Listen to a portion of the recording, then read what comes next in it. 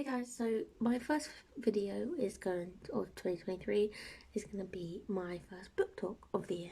So I've read two books so far. Both are like e-copies that the author sent me. The first one is called Surviving Midas by R.W. Hague, and then the second one is from my cover designer, so I'll have another video from that one coming soon. But Surviving Midas was basically, it's just a very heartbreaking book. You can probably see by the cover when I managed to put it on here, that it is about people being kidnapped. You can see by the picture on the front. You can probably see like someone's tied up. So it's very heartbreaking. It's about all of these different groups of teenagers that have been. It's basically human trafficking. From this big criminal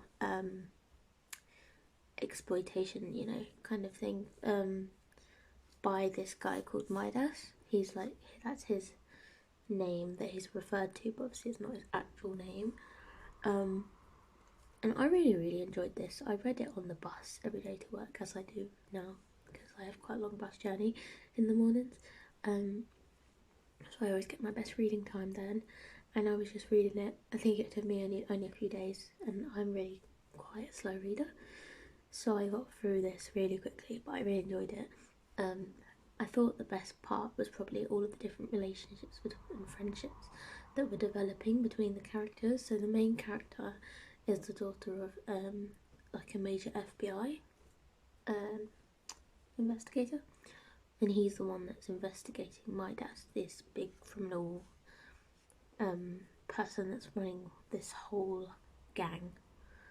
So they're kidnapped and taken to a campsite, and it's all the children of these big important people that have been kidnapped because they can use them for money or whatever else, but they're also forced to work on this camp and grow like vegetables and herbs and all sorts of stuff basically that they think they need, and things like that.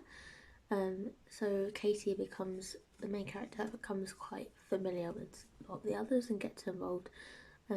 She's set to talk to her dad through video calls and things like that.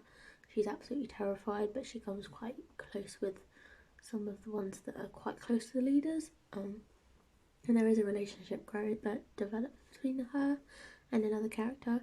And I thought a lot of the descriptions of him from her point of view were really realistic, because they're not like the typical, oh, like, he's so handsome, he's so dreamy.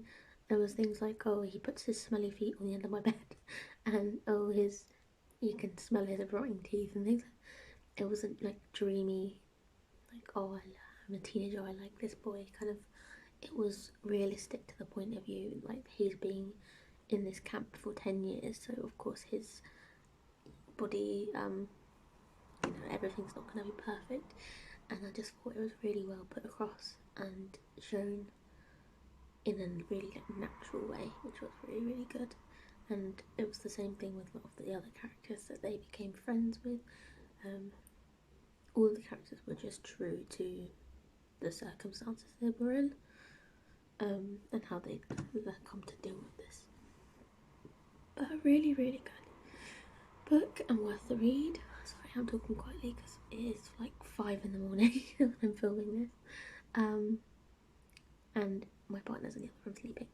But yeah, I didn't get any time to do it at the weekend, or I was just too preoccupied with my rewrite. But yeah, thank you for watching, and definitely give this one a read if you haven't already, and make sure to leave a review because she's not got that many reviews on there as well. Goodreads and Amazon, things like that. And yeah, I will talk to you very soon in my next review.